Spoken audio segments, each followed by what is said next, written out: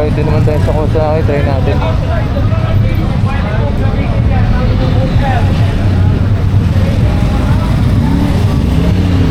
Alright my dear friends, ito yung pangalawa nating motor na iti-test ride. Ang Kawasaki Eliminator 450. It's another Neo retro style but it's a sports cruiser type na motor. So the engine specs of this motorcycle shared with the same engine of Ninja and Z500. And meron po itong dalawang version. What you see now is the standard version and the other one is the special edition which is equipped with rubber boots cover, head cowling, and mounted USB charging port. Now if I were to choose which one I would get, of course I will get the SC edition. Big factor sa akin yung mga nakakabit na accessories na dyan. And for the cash price of this motorcycle for this month of October 2024, for the standard edition is 360,000 and for the SC edition is 380,000 pesos. And before we begin this test ride, I'll give you an idea about the seat height of this motorcycle. I'm 5'8", 173 centimeters at ganito pong itsura ko. Lapat na lapat po yung dalawang paa ko sa sahig. Napaka-manageable ng motor na ito. So if you're 5'8" below or even you're 5'3", yakang-yakang motor na ito. Alright, so tara, test ride na natin. Alright. Dito naman tayo sa Eliminator 450. Ano ba ito? On? Hindi eh. Okay yan. Mas okay yung ano nito compared sa CL. Mas ganda rin ang upo ko. Lapat na lapat. Okay, try natin.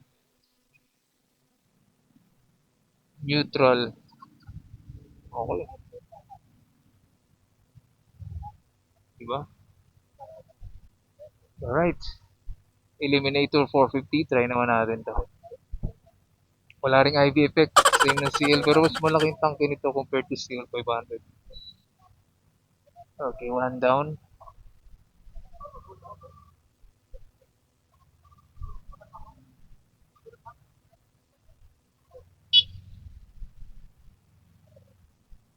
Okay. Alright, so riding position. Ay po.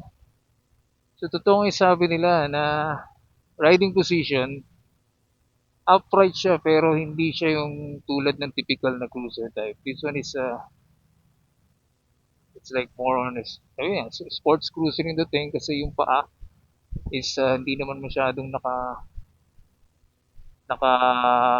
tukon sa harap. Kumbaga parang normal position lang ng upo tulad ng mga typical na motor, but the style of this yung motor is pang cruiser. So pwede siyang sports cruiser kasi nga 'di ba hinango yung engine niya, yung makina sa Ninja 500. Yeah. Gusto ko rin to, ayos to. Tsaka yung tangke, laki compared to CL 500. So, ito na naman tayo, primera lang. Itong ikot. Pero ang ganda nito, ang ganda, ang ganda. Panalo. So meron na akong two choices na pwedeng pagpilian. Ito, CL 500. And it's another adventure bike mamaya. So natin magsigunda. Di talaga, ayaw lumipat. Ang hirap kasi magsigunda eh. Ang iksi lang ng truck eh. What? Papasok pa dun. Pero okay. Pero yung harapan, medyo may pagka...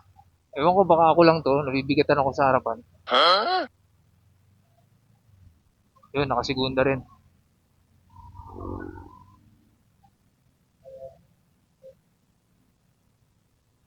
Pasok tayo dyan.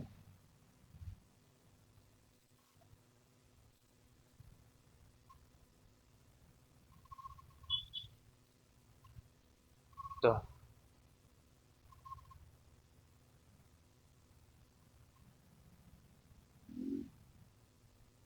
Okay, okay to. Panalo. Maganda rin.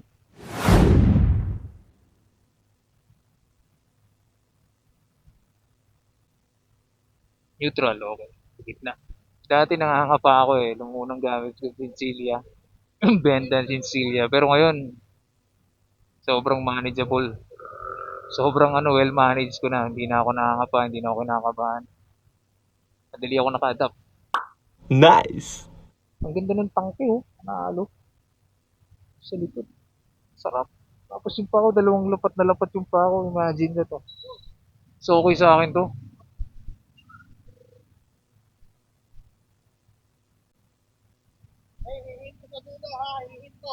Yes, sir. What? Mas madali ito. Mas okay. Mas, compared sa CL, mas maganda to. Nagagandaan ako rito. But CL is okay also. Ayun yung bended in CL, oh.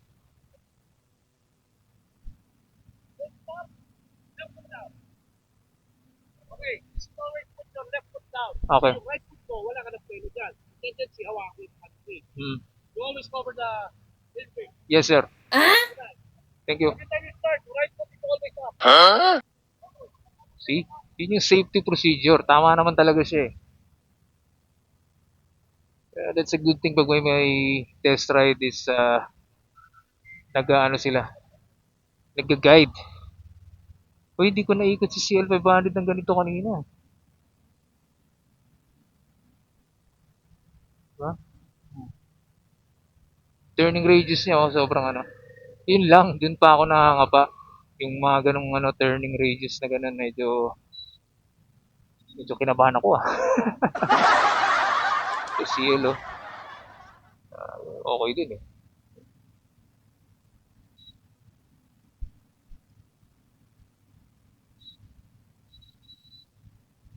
Neutral.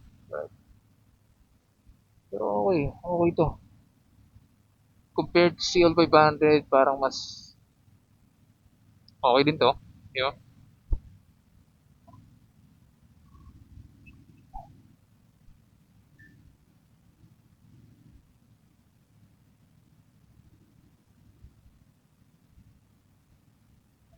Okay, dapat ganun pala. Left foot ang nakababa. Right foot ang hindi. Ayos. So, isang ikot ng 8. Same thing ng ginawa natin pero hindi ako nakaikot tulad ng ginawa ko ngayon kay Eliminator. Ayun o, Rebel oh. Tatry ko ba yung mga yan? Parang di na. Mag-jump na ako sa adventure agad. Di pa sanay. Okay to, okay to. I love this one.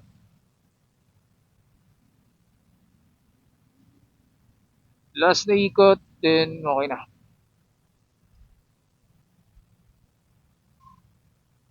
Next, yun na tayo sa third options. Adventure, which is adventure.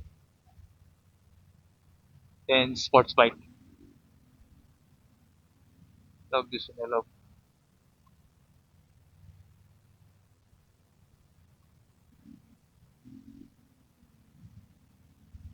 Halo.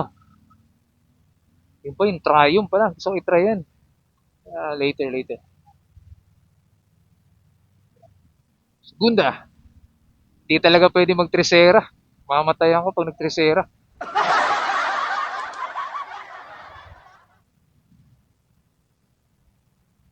Alright, so out na tayo, labas. And then, speak the third one.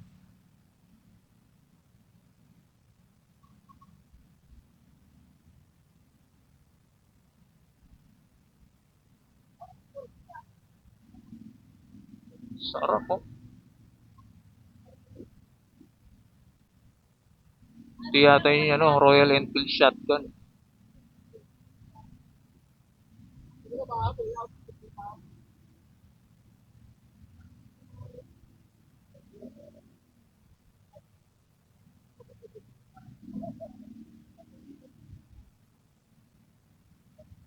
Yung boom sana eh. Ito, ayaw ipa-test ride kasi. Tignan.